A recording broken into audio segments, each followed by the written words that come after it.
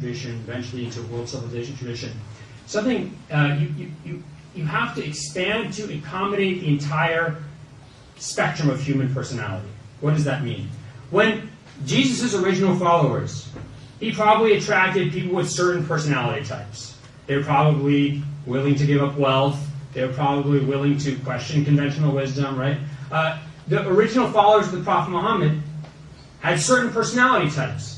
So a religion in its early stages might, let's say, have a certain DNA, and it might attract certain people to that religion. And in that first generation or two or three, you might see, let's say, the behavior of that community is particularly honest or particularly generous. But by the time you get beyond those early generations, and especially as that community expands in size and space, eventually it's going to have to make room for the entirety of human personality. Because you don't have a religion that's followed everywhere from Spain to India, and everyone suddenly becomes an honest, generous person who's willing to pray 5 times a day and give up drinking wine. No. Maybe they'll pray a couple times a day, maybe they won't drink as much wine as before, but there's going to be people who don't pray, people who drink alcohol, people who are dishonest. I would still contend that overall,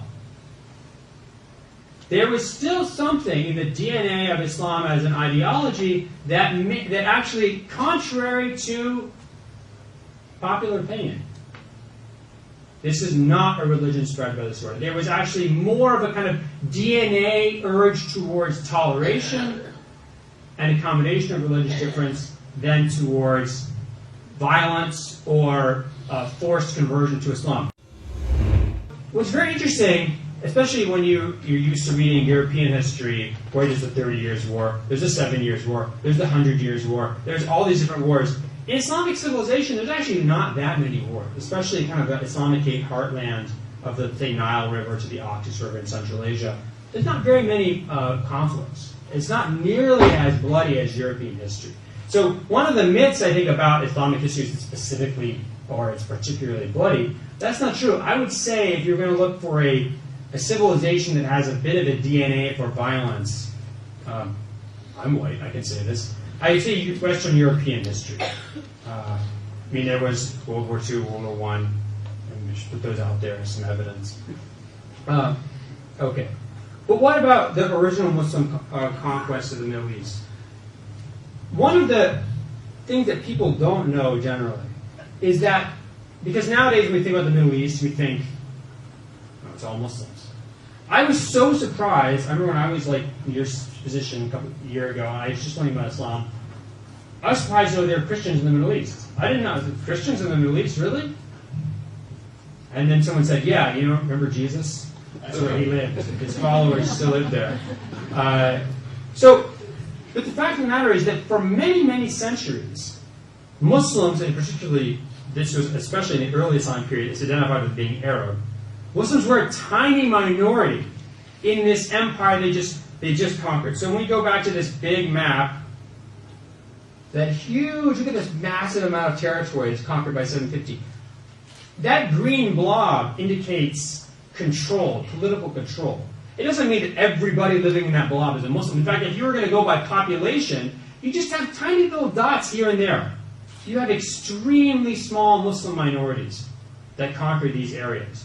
Just to give you some examples, in the year 800 in Iraq, only 18% of the population was Muslim.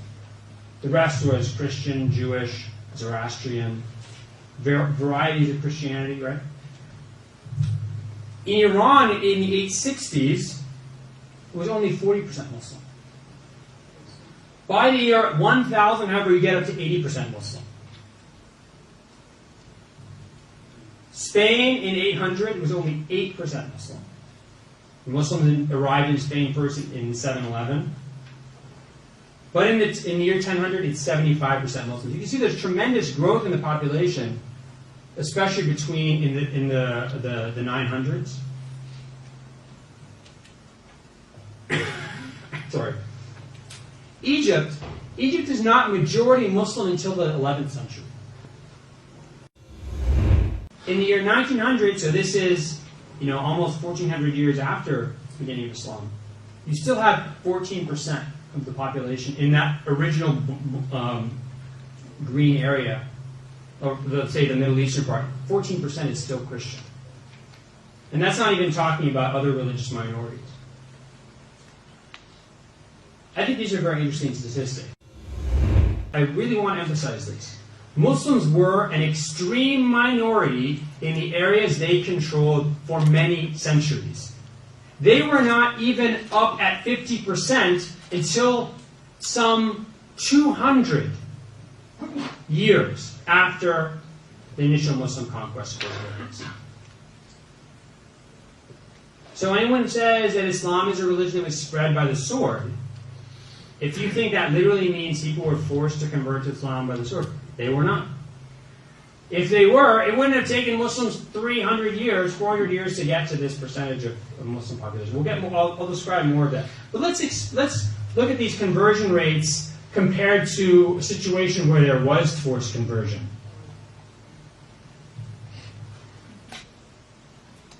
The Spanish Reconquista, in quotes, the conquest by especially the northern Spanish kingdoms of Aragon and Castile, beginning in the year 1085, Christians captured the city of Toledo, which had been ruled by Muslims, and then 1236 they captured the city of Cordoba, the capital of the Umayyad Caliphate in Spain, and then 1492 famously they captured the last independent Muslim kingdom in Spain, the Kingdom of Granada. And this is an image of what happens later, which is in 1609.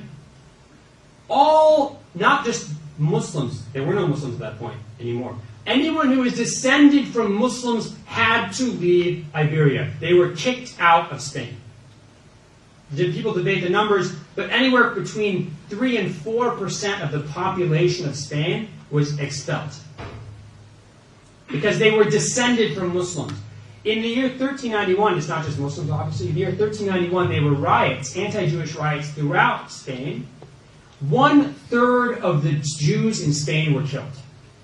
1/3 were killed. 1/3 were forcibly converted to Christianity. Of the remaining third, many of those eventually also converted to Christianity.